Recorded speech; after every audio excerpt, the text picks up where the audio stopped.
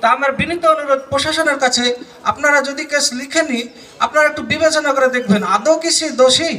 দেখবেন আপনি চাটুকারিতা করবেন না, আর চাটুকারিতা করা ভালোও না। আর প্রত্যেকটা প্রশাসনিক দেখেন দপ্তর পাওয়ার আগে যারা বেকার থাকে দেখবেন অনেক জ্বালা থাকে যে আমি কিছু করব, কিছু হলে ভালো।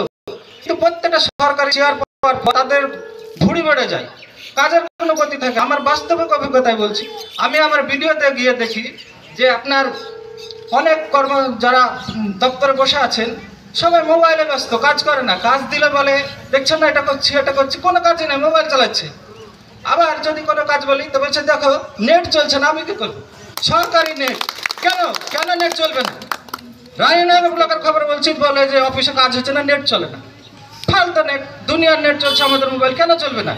আমি মুখ্যমন্ত্রীকে এর জন্য আমি করজোরে আবেদন রাখছি যারা আমাদের পশ্চিমবাংলা প্রত্যেকটা পরিষেবার নেট ভালো হয়। আপনি টাকা নিচ্ছেন, ভালো নিচ্ছেন, সব কিছু নিচ্ছেন, কেন পরিষেবা দিবেন না? এটা হলো। আর প্রত্যেকটা দপ্তরে আমি দেখি যে সিট পাওয়ার পর আপনার কারো কাজ করার ইচ্ছা নেই। কবে ডিএ বাড়ছে কি বাড়ছে এই চিন্তা ওদের। এত টাকা হয়, এত টাকা তাও ধরেন ঘুম আসে না। বেতন মনে 1 কোটি টাকা দিলেই ভালো হয়। তাহলে সাধারণ মানুষ কিভাবে চলছে একবার ভেবে দেখুন।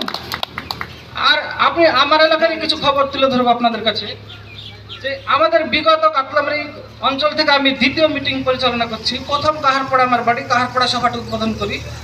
তো ওখানে আমার প্রথম খুব মনে হয়েছিল যে মিটিং কাদের নিয়ে করবো, একেবারেই নতুন দল, যাকে বলতেছে যে তারই অ্যালার্জির মতো ভাব, এইসব কি নিয়ে আসছে তোমরা। তো যাই হোক, সেই তুলনায় আজকে আমরা অনেক প্রতিকূলতা আসতে পেরেছে। দ্বিতীয় সভা করতে খুব গর্বিত আমি। আমার তো প্রথম অবস্থা আমার পাশে ছিল না, আমি ঘুরে ঘুরে অনেক কাতলামারি অঞ্চলকে আমি অনেকটা গড়ে তুলেছি। আশা করি ভবিষ্যতে আমি শেখপাড়ায় সভা করবো, মোহনগঞ্জ করবো, আশা 1-2 করতে করতে সব করবো। এই সভার পর থেকে আপনার আর শাসক শ্রেণী বলেন, বিভিন্ন আরও এখানে যারা আছে, আমি সবারই সামনে ভালো প্রকাশ্য কথা বলতে ভালোবাসি। কিন্তু আমি প্রত্যেকটা নেতাকে চিনি আমার এলাকায়।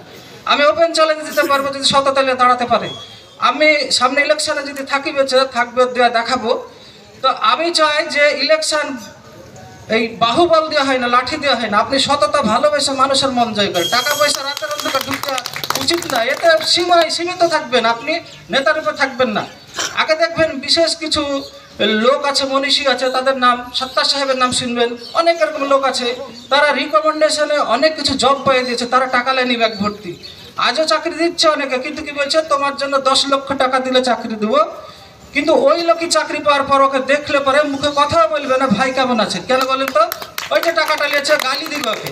আপনি যদি ওই যে টাকাটা নিয়ে দিতেন, আপনাকে মৃত্যুর আগ পর্যন্ত যদি আপনি মুসলিম হতেন, আপনাকে মাটি দিতে অবশ্যই হতো, আপনার জন্য কান্ত। কিন্তু এই টাকা নেওয়ার জন্য আপনাকে মনে রাখবে না, ও গালি খেতে হবে আপনাকে। তো কিছু ত্যাগ করা শিখুন, সব কিছু টাকার বিনিময়ে এক্সচেঞ্জ করবেন না। কিন্তু